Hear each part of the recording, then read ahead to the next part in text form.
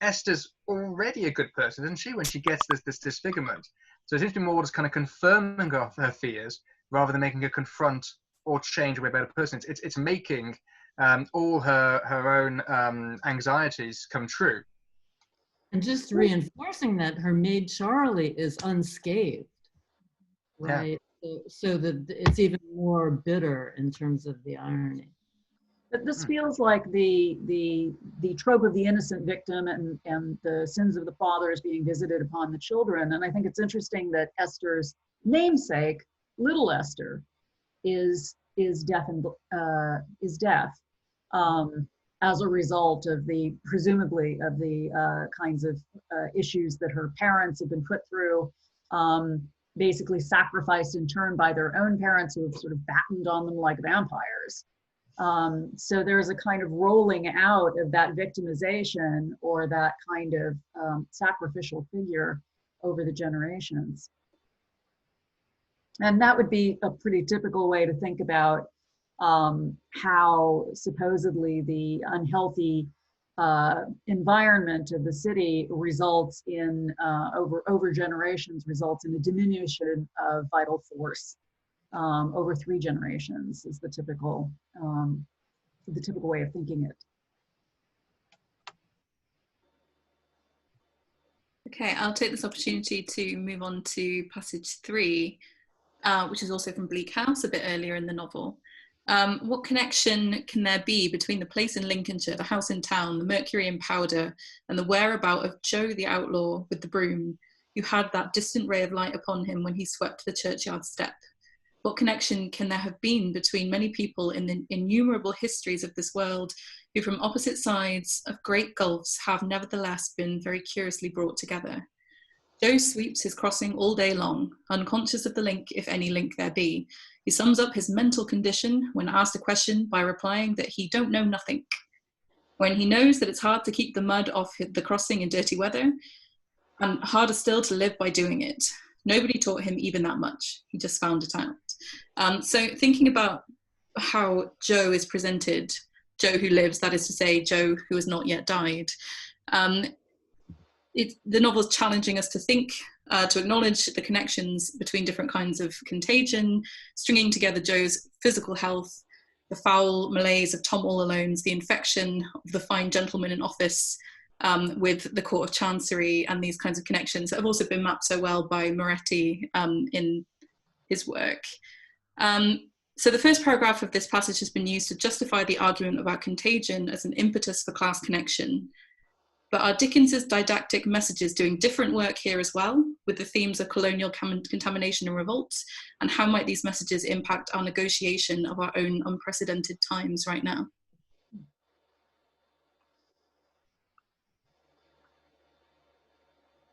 I think the novel overall is symptomatic. It's really interesting to me the way Dickens basically takes every theme that he wants us to connect and makes it sort of proliferate the way disease would, right? Whether it's the idea of colonialism, whether it's the idea of revolution with Wat Tyler and James Watt and Watt Rouncewell, even the proliferation of Watt itself, the proliferation of documents, right? Just everywhere sort of, spreads. You could say the same thing of the idea even of the Ghost's Walk, right? As being a sort of remnant of revolution back from the Civil War. It just, everything seems to not only connect, but sort of spread throughout the novel. It's interesting to me to try to, of course, there are gonna be these moments where we want to challenge the idea of connection, right? As the previous passage has. But to me, the connections that are most interesting are the ones sometimes that don't get made as much, right? Between all these different proliferations. Now, there are several layers of types of connection and spaces. I mean, some of them are literally space, like there's a slum, and if you go through there or if you live there, you're going to get infected. Some of them are these other kinds of kinship connections, and Carolyn Levine has talked about some of these networks in the novel. I think it's interesting to see which of those connections intersect and which kind of float above each other or stay separate or are superimposed but don't quite touch. Yeah, so the, Tom All Alone's is connected by its proximity but it's also connected through the law courts, right? And that is what we sort of don't discover until fairly late in the novel, right? I mean, there are references to it, but you have to tease it out. That it's in the family, right? So there again, you know, the kind of sins of the fathers. Yeah. And there's also, there's a fundamental flaw in writing about connections here, that all of this in Bleak House is by design. It's what Sean is saying, by the way, that if there's a safety there of reading in a book, that you know you won't catch anything from this as well. That Dickens, in a way, is trying to map out the spontaneity and randomness of connections, but by very virtue of writing a novel about it, those connections are all designed and with a narrative purpose in Bleak House. Whereas one of the great terrors of the current pandemic is that there is no rhyme or reason or connection or narrative plot to it, but rather it is amoral as well. So in Dickens, even as Dickens is interrogating connections here and showing how wide-ranging those connections are, simply by the nature of writing a story about it with a fixed narrative, he's presenting it as containable and safe at the same time as well. Yeah, I think that's one of the things that I've started thinking about a lot recently, maybe because I read Heidi Scott's book, Chaos and Cosmos. I don't know if any of you are familiar with that, but she talks a lot about microcosm and the idea of microcosm. And I feel like this novel is, in some respects, Dickens means it in some respects as a microcosm. Like, this is an example on a small scale of what could happen in terms of, you know, contagion, in terms of all sorts of social ills if they are not monitored. But the thing about a microcosm is that it is also a sort of clearly demarcated fairy tale space, right? So it is, so he's trying to express connection in the context of people being confined, whether it's within the parameters of the plot, the parameters of the green covers of the monthly installments, which I find really interesting. And, you know, one of the defining features of this book for me has always been the extent to which characters move, but they move in the context of oscillation, right? I mean, they don't move very far. Like, Joe is told to move on, but he keeps coming back. Ellen Woodcourt goes, you know, abroad and comes back. Everybody, you know, so there are sort of delimited spaces in which characters move, and that's one of the things that helps to confine the contagion in the novel, by the way. But it does sort of, I mean, that question about whether this passage is the didactic messages are doing different work. I think they're very much doing different work. I think there are lots of things in tension here. It's interesting, you know, the only time that movement doesn't take place in a kind of circle is at the end, where they go to Yorkshire, which is sort of the parallel of Going to America and the Condition of England novels. It's like, now you're sorted, now you're in Canada.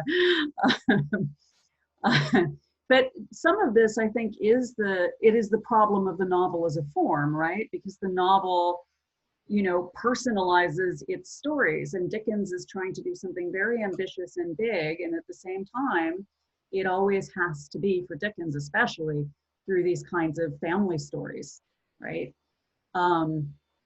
And so, you know, there is a tension there that's always a little bit self-defeating, in that it gestures outward, but then explains everything in a sort of, with an inward motion toward, you know, a single story, an individual.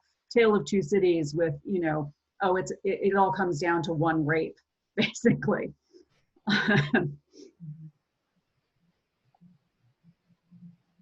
Thank you. And I'll take the opportunity to move on to the next passage, which is moving to Little Dorrit now.